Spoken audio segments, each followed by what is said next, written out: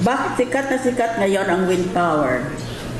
Maliban sa wind power ng mga senador pag nagsalita sila sa Senado. Sige lang, sige. Bakit sikat ngayon ang wind power? Kasi marami siyang fans.